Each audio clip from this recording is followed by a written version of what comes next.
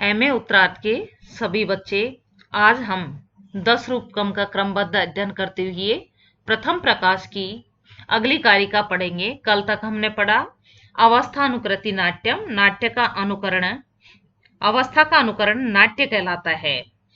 आज हम और अवस्था भी बताई आपको, अभिनय के 4 प्रकार भी समझाए। आज समझेंगे रूपम दृश्यतयोच्यते, दृश्य होने के कारण यह नाट्य रूप भी कहलाता है। यहां पर भाव यह है कि जिस प्रकार दृश्य, अर्थात दृश्य क्या होता है, जो आप सामने देख रहे हो अपनी आंखों से, अर्थात चाक्षुष ज्ञान का विषय होने के कारण नील इत्यादि रूप कहलाते हैं। उसी प्रकार दृश्य होने के कारण नाट्य भी रूप कहलाता है। ये जो अभी पढ़ा आपने कि जिस प्रकार दृश्य होने के कारण, चाक्षुष विषय का ज्ञान का विषय होने के कारण नील इत्यादि रूप कहलाते हैं, यह आपने बीए तृतीय वर्ष में, 3rd ईयर में तर्क संग्रह में पढ़ा होगा सभी बच्चों ने। तो उसी प्रकार यहां दृश्य होने के कारण नाट्य भी रूप कहलाता है। रूपकम तत्समारोपात, आरोप किए जाने के कारण वह नाट्य क्या कहलाता है, रूपक कहलाता है। आप अच्छे से ध्यान से समझते जाओ बच्चों कि रूप क्या होता है, सबसे पहले नाट्य क्या होता है, रूप क्या होता है और रूपक क्या कहलाता है। कि अवस्था का अनुकरण नाट्य कहलाता है और दृश्य होने के कारण, यानी आप अपनी आंखों से देख रहे हो, इसलिए वह नाट्य रूप भी कहलाता है। और जो रूप है, आरोप किया जाने के कारण वह नाट्य रूपक कहलाता है। अब किस प्रकार कि जिस प्रकार मुख में चंद्रमा का आरोप किया जाने के कारण मुख चंद्र में रूपक अलंकार कहलाता है। कई बार उपमा देते हैं, मुख चंद्र है इसका। तो यहां पर क्या किया गया कि मुख चंद्र में रूपक अलंकार का आरोप किया गया, मुख में चंद्रमा का आरोप किया जाने के कारण यहां पर मुख चंद्र में रूपक अलंकार कहलाया। इसी प्रकार नट में राम आदि की अवस्था रूप का आरोप होने के कारण नाट्य को भी रूपक कहते हैं। इस प्रकार एक ही अर्थ, अर्थात दृश्य काव्य में प्रयुक्त होने वाले नाट्य, रूप और रूपक, इन तीनों शब्दों का इंद्र पुरंदर तथा शक्र आदि के समान प्रवृत्ति निमित्त का भेद दिखलाया गया है। अब यहां पर आपको टिप्पणी समझनी है। प्रथम, धनंजय के अनुसार रूप शब्द की व्युत्पत्ति होगी रूप्यते दृश्यत इति। नाट्य दर्पण के अनुसार रूप्यन्ते अभिनीयन्त इति रूपाणि नाटकादीनि। द्वितीय टिप्पणी है आपकी रूपक, रूपम एव रूपकम, रूप प्लस कम, या रूपयति इति अथवा आरोप्यति इति रुहुणेच। और नट में राम आदि अनुकार्य के रूप का आरोप करना ही रूपक शब्द की प्रवृत्ति निमित्त है।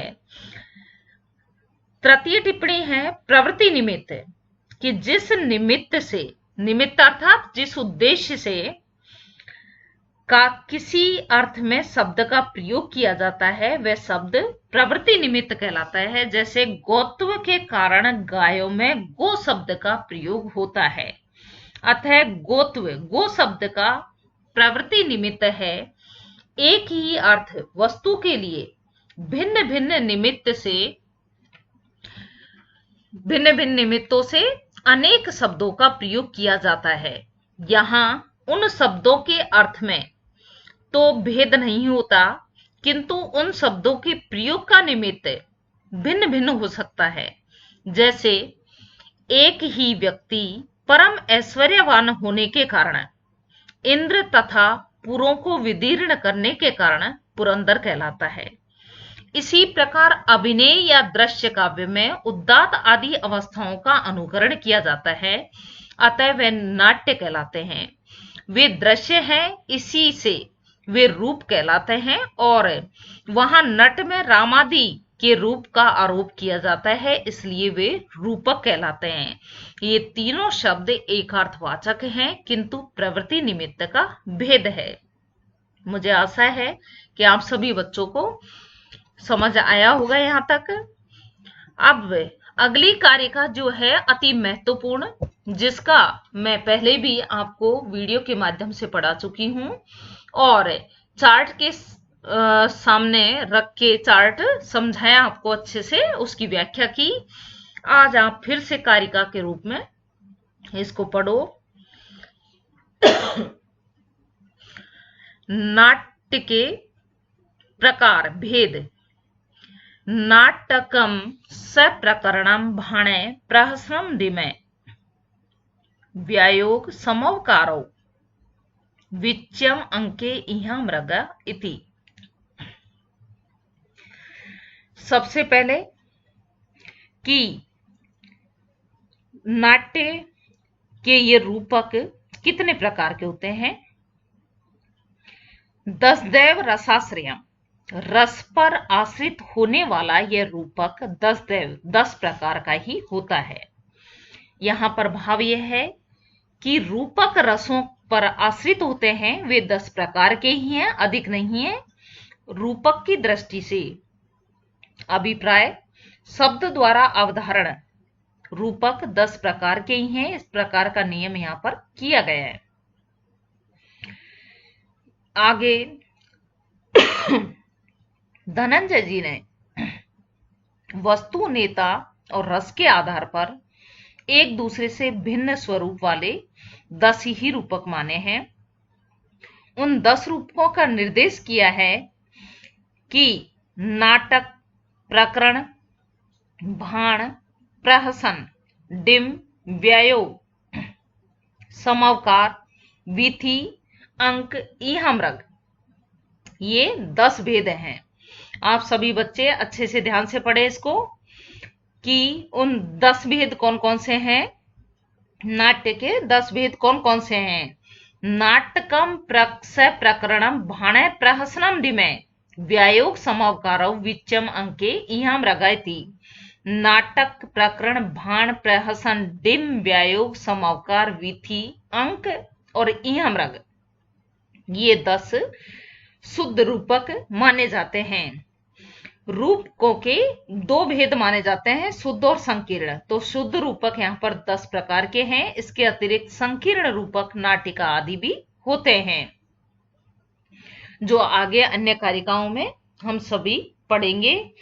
तो यहाँ आपको नाट्य के 10 भेद अच्छे से समझ आ गए होंगे और इससे पूर्व जो आपने चार्ट पढ़ा होगा, उसको ध्यान से देखा होगा, तो उसमें इस 10 प्रकार के ये रूपक हैं, उनका किस प्रकार का उसमें आपको नायक होना चाहिए, नायिका होना चाहिए, कितने अंक होना चाहिए, ये उस चार्ट को बेटा अच्छे से ध्यान से पढ़ना। उसकी अभी आपका टेस्ट होगा, उसमें सभी बच्चों को विस्तृत व्याख्या उसकी करनी होगी। अन्य भवादाश्रयम नृत्यम, इस प्रकार यहां पर इसकी व्याख्या करते हुए आगे कहा कि इस प्रकार अन्य प्रकार के रूपक भी विद्यमान है, अर्थात 10 प्रकार के ही रूपक हैं। इसकी अवधारणा नहीं बना सकते।